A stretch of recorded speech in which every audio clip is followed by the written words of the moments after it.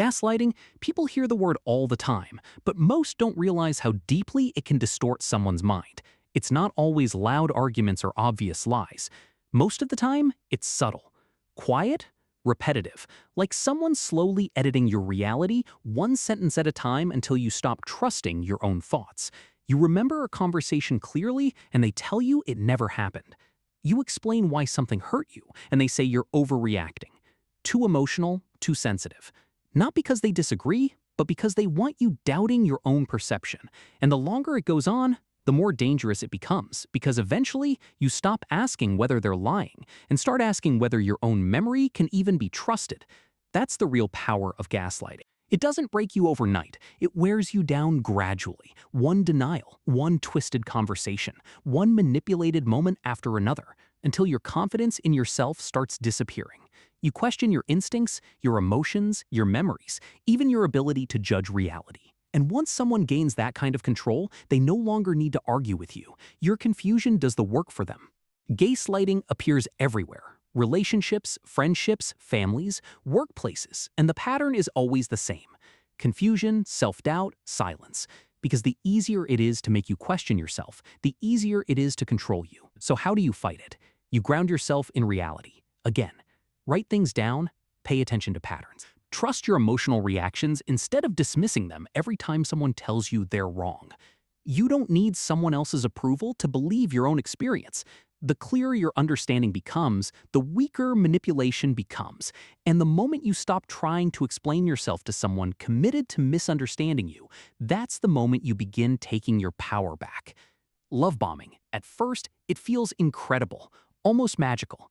That's why it works so well. It doesn't begin with healthy affection or gradual connection. It begins with intensity, sudden obsession, constant attention. Someone enters your life and immediately treats you like you're the most important person they've ever met. Endless compliments, non-stop texting, deep emotional conversations after barely knowing each other.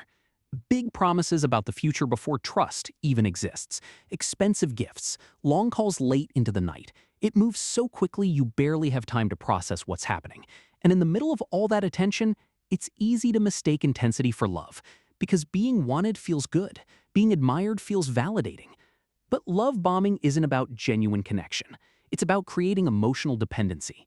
The goal is to overwhelm you with affection so fast that you become attached before you have the chance to truly evaluate the person behind it. And once that attachment forms, everything changes. The attention fades, the warmth disappears, the effort drops. Suddenly, the person who once made you feel special becomes distant, cold, inconsistent. And instead of questioning them, you start questioning yourself. You wonder what you did wrong. You chase the version of them from the beginning, not realizing that version was carefully constructed to pull you in. That's why love bombing is so manipulative. The affection wasn't stable because it was never meant to last. It was bait. Emotional control disguised as romance. It appears in toxic relationships, narcissistic dynamics, trauma bonds, even manipulative friendships. The intensity feels real, but the foundation underneath it is hollow. Real love doesn't rush to trap you emotionally. Real connection grows slowly. It allows space, honesty, patience, and consistency. So if someone is trying to build forever before trust even has time to exist, pay attention. Because genuine love grows naturally. Manipulation performs loudly, guilt-tripping. One of the quietest forms of manipulation and one of the most effective, because unlike obvious control tactics, guilt-tripping rarely looks aggressive. There's no shouting, no threats, just subtle pressure. A disappointed tone, a heavy sigh, a passive comment like, "After everything I've done for you," suddenly, without anyone directly accusing you of anything, you feel guilty, ashamed, selfish, like you failed someone simply by saying no or prioritizing yourself. That's how guilt tripping works. It takes normal boundaries and turns them into acts of betrayal. Your kindness becomes a debt you're expected to constantly repay. Even when you've done nothing wrong, you feel emotionally responsible for someone else's disappointment. And if you're empathetic, the tactic becomes even more powerful. Because you feel tension deeply. You notice the silence, the emotional withdrawal, the subtle sadness. So you apologize. You give in, you abandon your own needs just to restore peace. And over time, that becomes dangerous. Because you stop making decisions based on what's healthy for you and start making decisions based on avoiding guilt. That's exactly what the manipulator wants. Guilt tripping appears in families, relationships, friendships, workplaces, anywhere. Someone wants control without directly demanding it. The message underneath it is always the same. If I can't force you to say yes, I'll make you feel terrible for saying no. So how do you protect yourself? Pause before reacting emotionally. Ask yourself one simple question. Did I actually do something wrong? Or am I just being made to feel guilty? Real guilt comes from violating your own values. Manipulated guilt comes from someone else trying to control your behavior emotionally. There's a difference. You're allowed to have boundaries. You're allowed to protect your peace, and someone else's disappointment does not automatically mean you did something wrong. Triangulation? This tactic happens when someone drags a third person into a conflict instead of speaking to you directly. It creates emotional pressure without open confrontation. Suddenly, you hear things like, well, everyone agrees with me, or even Sarah thinks you're overreacting. Instead of discussing the issue honestly, they build invisible alliances around you. And instantly, the conflict no longer feels one-on-one. It feels like you're standing against a group. That's what makes triangulation so psychologically effective. Your voice begins feeling smaller. You start questioning whether you're actually wrong because now there are supposedly other people involved. But the goal was never communication. The goal was leverage manipulators, use triangulation to shift power dynamics, create insecurity, and isolate you emotionally. By making it seem like others secretly agree with them, they increase your self-doubt while protecting themselves from accountability. This tactic appears constantly in toxic family systems, friend groups, workplaces, and romantic relationships.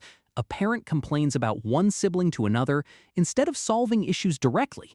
A partner brings up an ex or friend to validate their side of an argument. A coworker spreads opinions through others instead of having an honest conversation.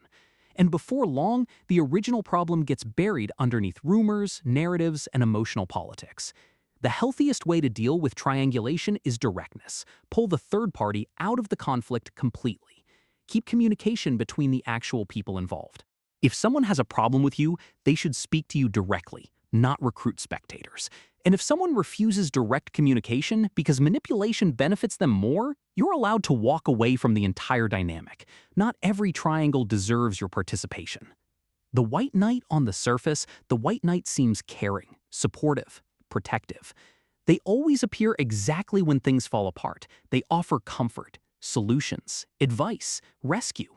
At first, it feels reassuring, like someone truly understands you. But in toxic dynamics, the white knight often needs your problems more than they care about your healing, because their identity depends on being the savior. What makes this manipulation so dangerous is that sometimes the white knight quietly creates the chaos they later rescue you from. They spread insecurity, create conflict, damage your confidence, then step in as the comforting hero.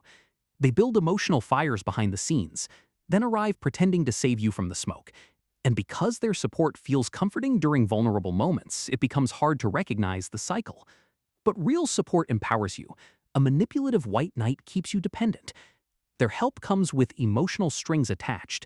The moment you begin growing stronger, solving problems independently, or setting boundaries, the dynamic changes. Suddenly, they withdraw affection, become resentful, or make you feel ungrateful for everything they did for you. Because if you no longer need saving, they lose their position of control. That's why it's important to watch patterns.